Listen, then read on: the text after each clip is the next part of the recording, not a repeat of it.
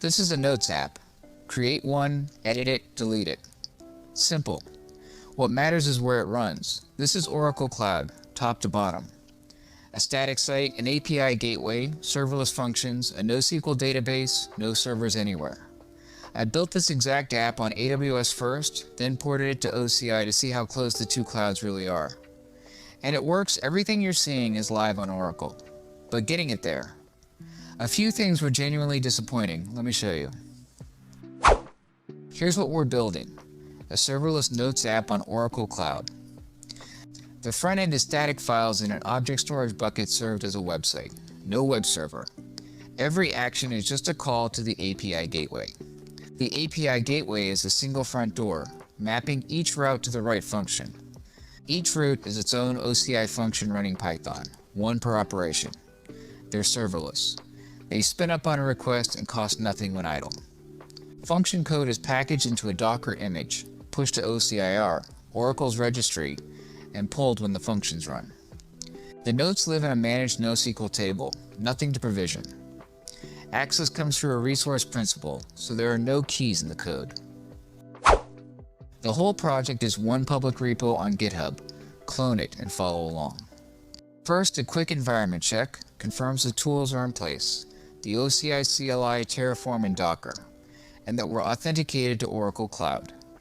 The apply command creates the entire deployment in one shot, builds the Docker image, pushes it to OCIR, then Terraform provisions the rest.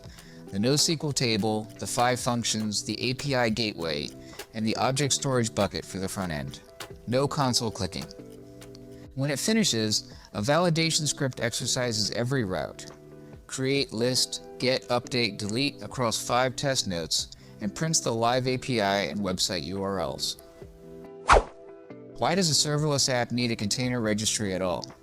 Because OCI functions don't run your code directly, they run containers. So the image has to live somewhere first, and that somewhere is OCIR. There's the one we built and pushed. And here are the 5 functions. Create, list, get, update, delete. Every one running that exact same image. One container, 5 endpoints, all active. The API gateway ties them together behind a single live endpoint. The URL the web app is calling. And the front end is just a public object storage bucket serving index.html. Every box from the architecture diagram now up and running. So it all works. But run it for real, and OCI serverless starts to disappoint. OCI's cold starts aren't a little slower than Lambda's. They're an order of magnitude slower. And the reason goes right back to the architecture. Because OCI only runs containers, every cold start has to pull and boot an entire Docker image, where Lambda just spins up your code. Now there's a fix. Flip on provision concurrency, and OCI keeps your functions warm for those fast sub-second starts. But there's a catch. You can't warm just one. The minimum is 10 per function, so staying fast costs server prices, not serverless. To be fair, at scale OCI with provision capacity can actually come out cheaper than AWS. The real difference is that on AWS, most small apps don't need provisioning at all. The cold start is fast enough to live with. In the end, this is why OCI serverless is so disappointing. Everything you saw is up on GitHub, the Terraform, the functions, and the web app, all in one repo. Clone it, and you can stand the whole thing up yourself.